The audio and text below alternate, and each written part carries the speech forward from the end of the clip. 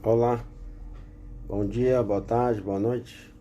Depende do seu despertar, né? Para participarmos dessa apresentação do segundo tópico ou da segunda aula do nosso curso. O tema é observar as formas disruptivas de poder prevalecentes.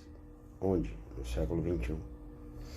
Algumas ou muitas coisas a gente pode perceber, notabilizar no Brasil.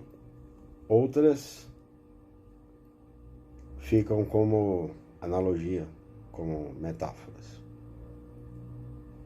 Como sempre faço e também digo, vou seguir aqui o meu roteirinho, ok? Neste encontro, veremos algumas ações do Estado que parecem desconstruir o próprio poder. No entanto, trata-se de reforçar, com justificativas diferentes, a mesma razão de Estado invocada desde o começo. Qual o começo? Do Estado moderno, a partir do século XVI. Assim, disse que linhas de pensamento diversas destacam fenômenos controlativos ou abusivos da sociedade pelo Estado e por caminhos bem diversificados. Estou fumando porque estou em casa, né? No escritório e não em aula presencial. Alguns procuram ser fiéis a uma orientação, mais ortodoxos, portanto, enquanto outros mais heterodoxos, qual é a sua posição? Observam a ocorrência de muitas fases desses fenômenos autoritários, projetando-se do século XX aos momentos atuais de caos político, institucional e de pandemia Covid-19. Esse projetar-se é aquela ideia de modernidade tardia que a gente falou lá no começo. Por esse momento, destacamos um eixo de 8 fórmulas, formatos, conteúdos, técnicas, experimentações instrumentais e tecnicalidades que podem ser analisadas separadamente ou em conjunto, puxando-se elementos de uma ou umas para outra ou outras. Ou seja, cada leitor e escritor poderá produzir um número infindável de construções teóricas com demonstração prática acerca da realidade opressora ou opressiva da atualidade do século XXI. Então vejamos o nosso rol antes de analisarmos um pouco melhor cada uma das possibilidades recortadas. Lembrando então que eu listei apenas 8. Primeira, sociedade de controle. Segunda, golpes de Estado. Terceira, guerras híbridas. 4, estado de exceção. 5, estado de sítio político. 6, ditadura inconstitucional. 7, fascismo, bonapartismo e cesarismo. 8, necropolítica e necrofascismo. Quantas combinações seriam possíveis em leitura e análise heterodoxa, sem esquecer de outras variáveis que ainda poderiam ser colecionadas? Quantas outras formulações a gente ainda poderia fazer? Pois bem, seguiremos inicialmente com essas e passaremos a investigar um pouquinho mais detalhadamente cada uma dessas 8 sugestões. Primeiro, sociedade de controle. Trata-se de um tipo de figura de linguagem no sentido de que hoje, no século XXI, nesse desabrochar da sociedade de controle, a razão de Estado é mais do que nunca invocada em nome da segurança nacional, por exemplo. Mistura-se, neste caso então, segurança nacional com segurança pública. O problema, neste caso, no pano de fundo, é uma grande ironia. Esse seria um segundo exemplo. Não vivemos, enquanto sociedades modernas, sem tecnologia, sem que haja um crescimento vertiginoso dos aportes tecnológicos. E estamos cada vez mais tutelados, controlados, manipulados pelas mesmas tecnologias que nós criamos para o nosso bem-estar. É uma ironia, né? É um contrassenso. Para o caso dessa política sem lugar, uma espécie de falta de utopia, Deleuze, que é um filósofo francês, atribuiu a isso o nome de cristalização. Eu vou ler só uma pequena passagenzinha. No texto, a citação é um pouco maior.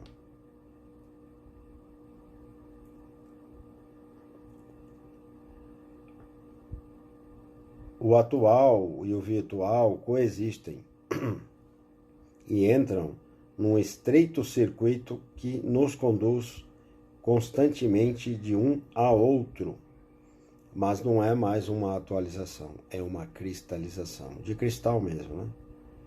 E no sentido também de coisificação, em que nós trocamos, por exemplo, a dominação legal, formal, burocrática, baseada nas leis, no império da lei, por uma espécie de dominos, em que os indivíduos, as pessoas, são cada vez mais objetos, coisas.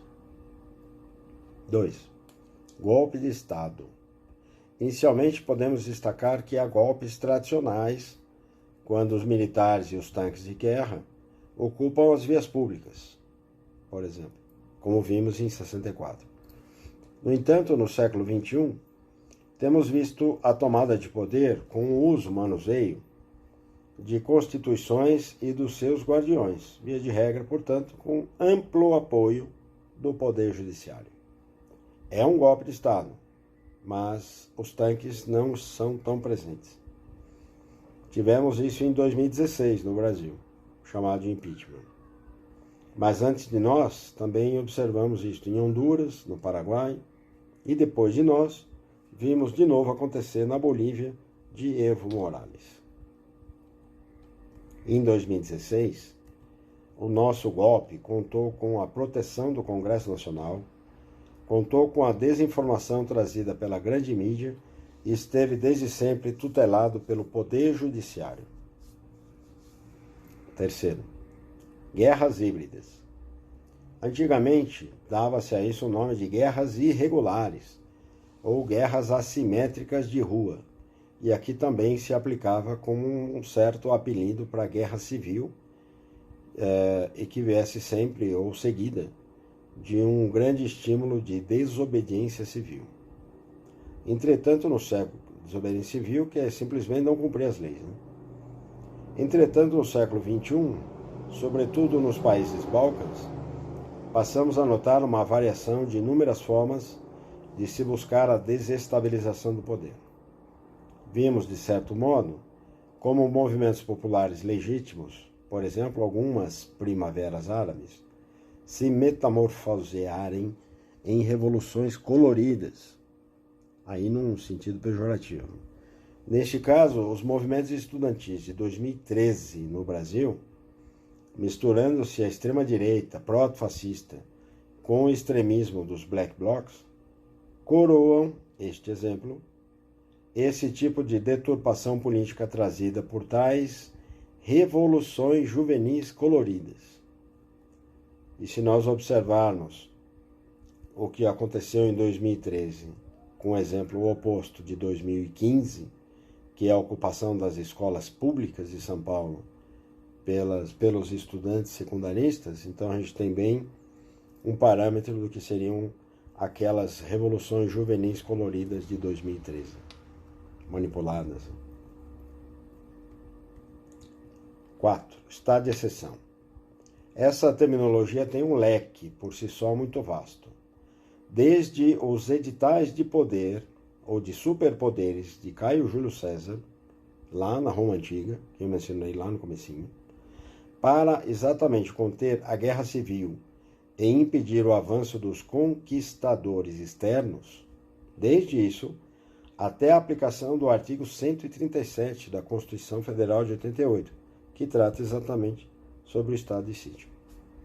Nesse exemplo da Constituição brasileira, nós observamos precisamente o que acontece com a vida pública e a vida privada quando se dá um estado de sítio, todo regulado, todo formatizado, né?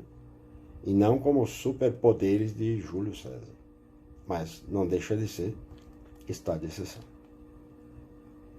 5. Estado de sítio político.